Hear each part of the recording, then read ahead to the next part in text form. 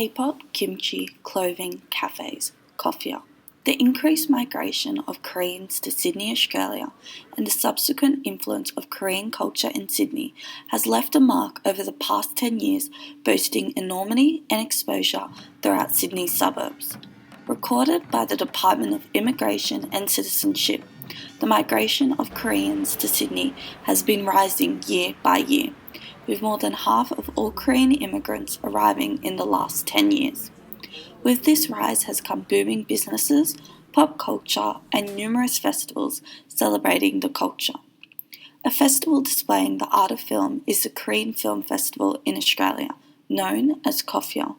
Showcasing award-winning movies of all genres, Australian audiences are able to glimpse inside the Korean worldview, while being immersed by the creative beauty of these ever-growing popular films. Another large anecdote driving behind the Korean wave of Sydney is the Korean Cultural Centre, a committee of Korean Australians working to open communication between the Korean and Australian community, while increasing cultural awareness by assisting to organise events such as KOFFIA.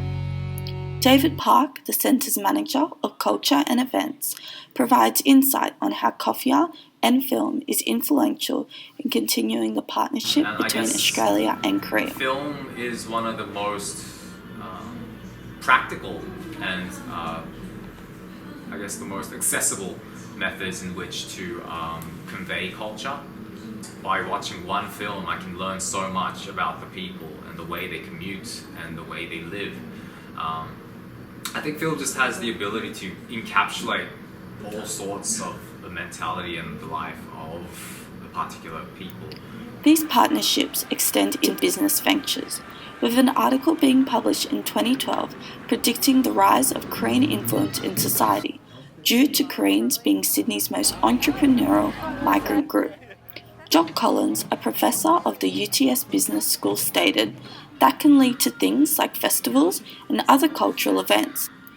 Dr. Timothy Laurie, a member of the Cultural Studies Association of Australia, discusses the results of pop culture circulating. Travelling culture isn't kind of diluted or mushed together in any kind of simple way. In fact, one of the opposite things can happen, where you get really strong nationalist sentiments, really assertive reclaiming of specific national identities or ethnically coded identities as part of the transnational circulation of popular culture. Festivals and events are increasing, especially in Korean hub suburbs such as Stratfield, Eastwood and Hornsby. Recently, the Korean Festival of Eastwood was held. With help from the Cultural Centre and many other affluent Korean Australians, Anna Kim, a Korean Australian volunteering at the festival, delivers her opinion on why these events are vital. I think it allows us to show our community and our society and what we have as Koreans, and I think it allows us to be more accepted towards Australian communities, because Australian is very diverse. With the rise of Korean migration in Sydney and growing exposure of Korean culture, the Sydney migrant group is cementing themselves as an affluent addition to the multicultural beauty of Australia, introducing their food, arts and friendship to further expand the Australian arms of welcome to stay reaching towards the Korean population.